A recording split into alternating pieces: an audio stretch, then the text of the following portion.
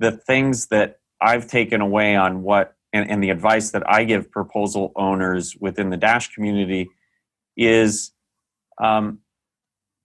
number one, it really helps to do something for your community first before coming asking for money. Even if it's just, a donation of your time for a period of time, accomplishing something and then showing that to the community to show that you're well-intentioned, that you're capable of accomplishing something. Do that first before coming and asking for funds in order to do something for the network. That helps a great deal because it builds trust. It shows that you have a real interest in the coin, not just in making money off of an opportunity. I'd say the second thing that successful proposals have in common, they have a tendency to focus on the value that they're going to create. They clearly delineate very early on in the proposal text, hey, here's what I'm going to do, and here's how it's valuable.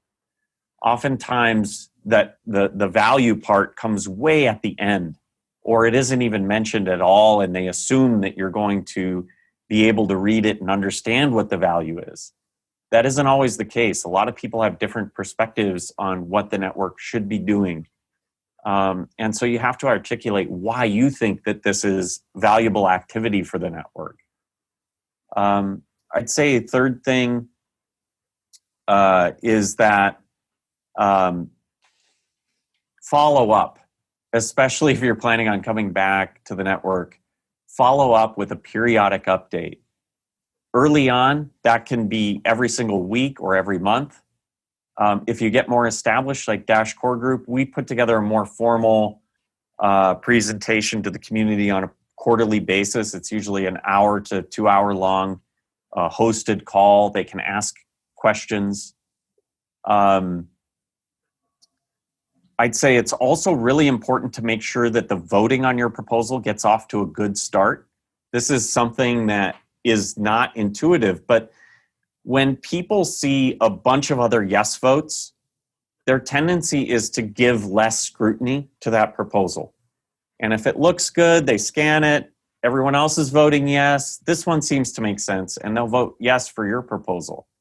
If early on you garner a bunch of no votes, well, that's a reason for me as a voter to really dig into this one, because there's a bunch of no votes here.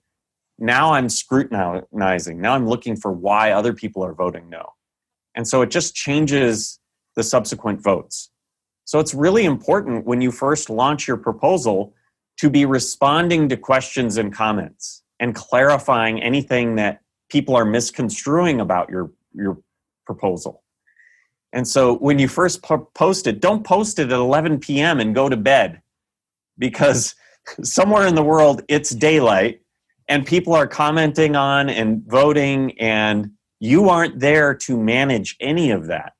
Post your proposal in the morning, in your morning, so that you can respond to those things, that you can clarify. And if there's an issue with your proposal, you can say, no, that isn't what I meant. Here's some of the things. Or, oh, no, this isn't a scam. This evidence that you found, you're looking at the wrong company. Here's my company, and here's where it's registered. So be mindful of the fact that you need to get this thing off to a good start, or it's going to you're going to be fighting an uphill battle. And so those are some of the lessons that I've learned and I've seen, projects go wrong on in the past. So, Fernando, I don't know if there are others that you notice that good proposals really handle well. I'd say that most projects that have been around for a while, there is one common trait among the people that manage them, and it's some flexibility, and also check your ego out. Because working publicly, you are going to receive a lot of comments and criticisms, and many times those are right. So you need to be able to recognize that, correct course, change things in the proposals, because you many times you don't have all the answers. So it's important that you are prepared for that, and assume that you don't have everything in mind when you write that proposal. So maybe people will realize that things are wrong and you just need to correct, and you can't take that personal. You need to be able and willing and even enjoying the discussion with the community, because more often than not, they may be right. So yeah, that kind of personality. And We've had a couple. Anonymous Yeah. posters on the internet aren't always necessarily the most genteel mindset. Oftentimes they may come at you pretty harshly. I'd say one more thing that is optional. Consider being, a lot of people in our network are anonymous. They don't reveal who their real world identity is. They nonetheless have proposals that are successful because they've delivered over a long period of time. It does help with trust to be able to say, here's my name and here's my identity in the real world.